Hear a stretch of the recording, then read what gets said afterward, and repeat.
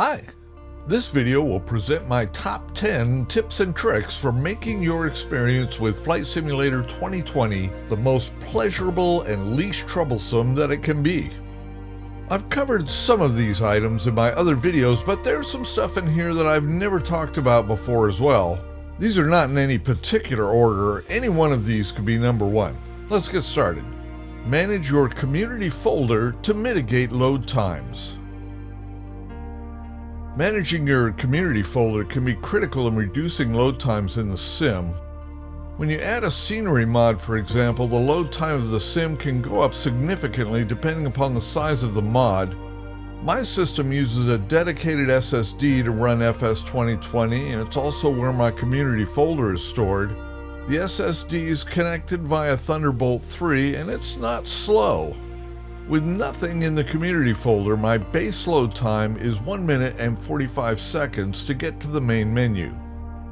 Now I'll start a flight in Paris at the Eiffel Tower. My load time for this flight with no mods loaded is 37 seconds.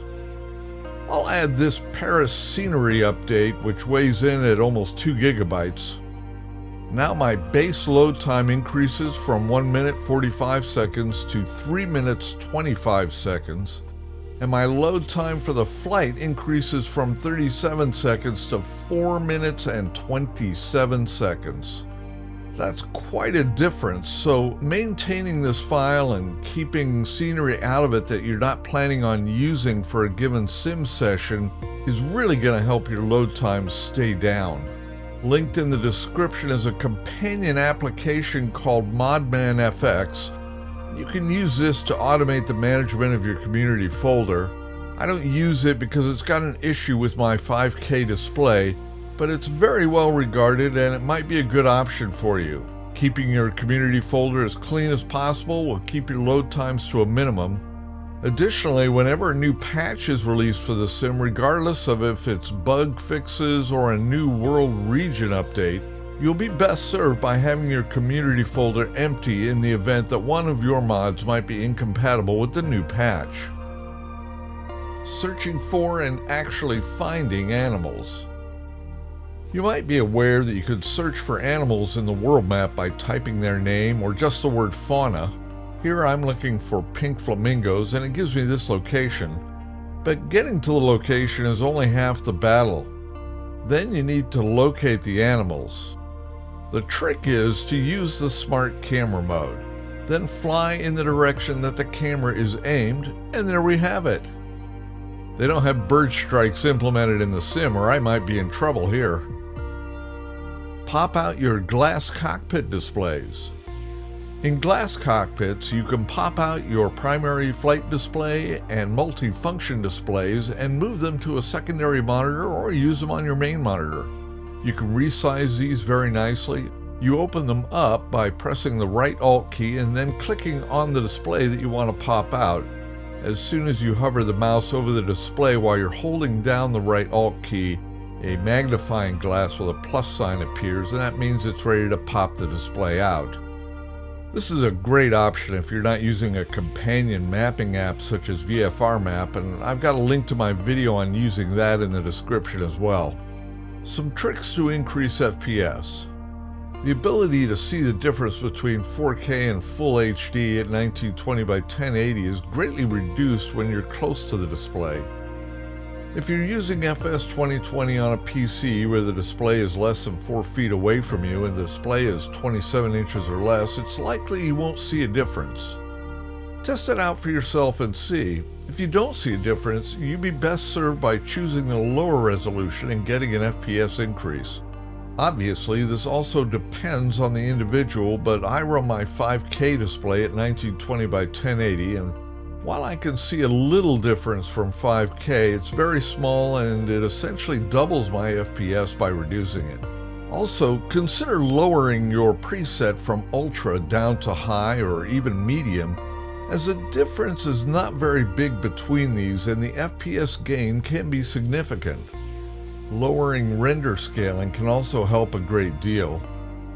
Since the built-in Xbox game bar, which you bring up with Command G by default, has an FPS meter that you can keep on the screen while you test, You can go into a flight and then hit escape to get to the graphics settings, make adjustments and apply and save them, go right back into the sim and see if you're getting an improvement. I have a pair of videos on the channel that discuss increasing your FPS in more detail. They're linked in the description. Use Jumpstart to bypass press any key. In the description is a link to the Flight Simulator Jumpstart companion application for FS 2020. It was created by user AmbitiousPilot. This companion application is free and it'll bypass the press any key screen for you. Since load times can be significant with FS 2020 and I'm impatient, a lot of times I want to start the sim and then go get some coffee. When I get back, I'd prefer to have it waiting and ready at the main menu rather than sitting at the interstitial press any key montage, and then have to wait for it to complete loading after I hit a key. The application does not require an install, just copy the exe to any location on your system and it'll automatically find FS 2020 and launch it for you and bypass these screens. Asobo said they were going to remove the press any key screen in Update 4, but it never showed up there. The current official list of changes on the FS 2020 website now says it will be eliminated in Update number 5. That's supposed to come out on the 28th of this month, October, so until they get around to it, we have this handy tool.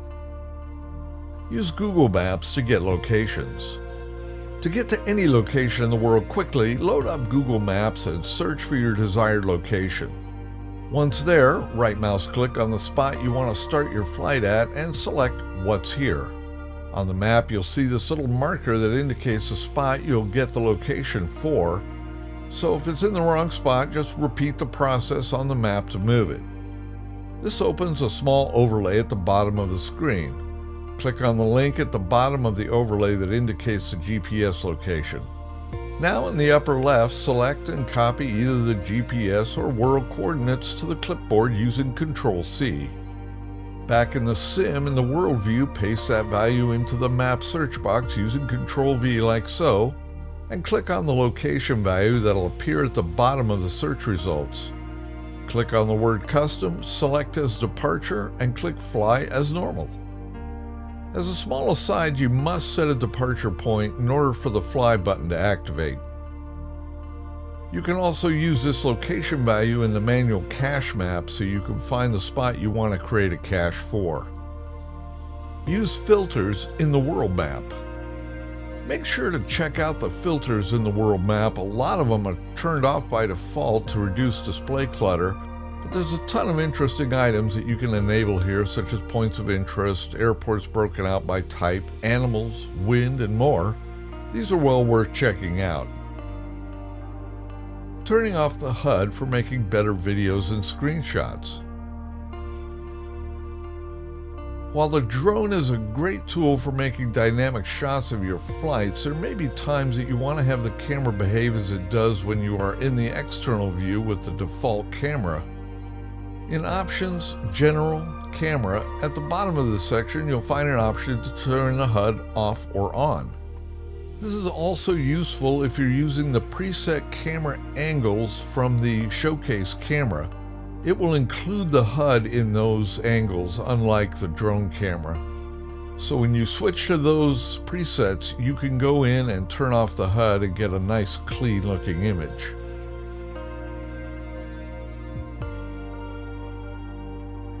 Use a game controller to control the drone and slew features.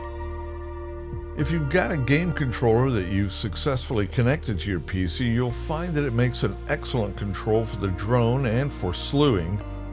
The two joysticks provide very intuitive control for the camera, and I highly recommend it.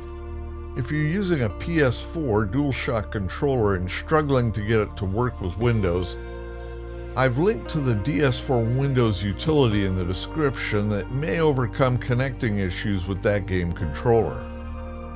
If you don't have a game controller, check out Craigslist for your area. They can be found pretty commonly on there in the $20 to $40 range.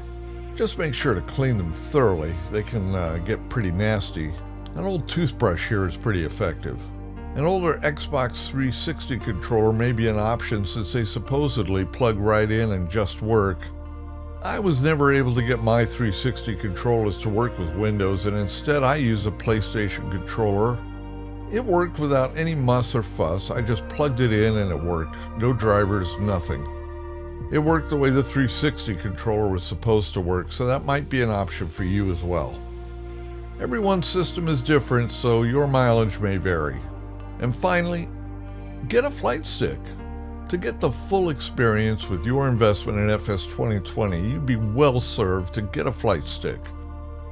While a game controller can be an option as a flight control, and certainly it's a much better option than trying to fly with just a keyboard, you really should consider a flight stick.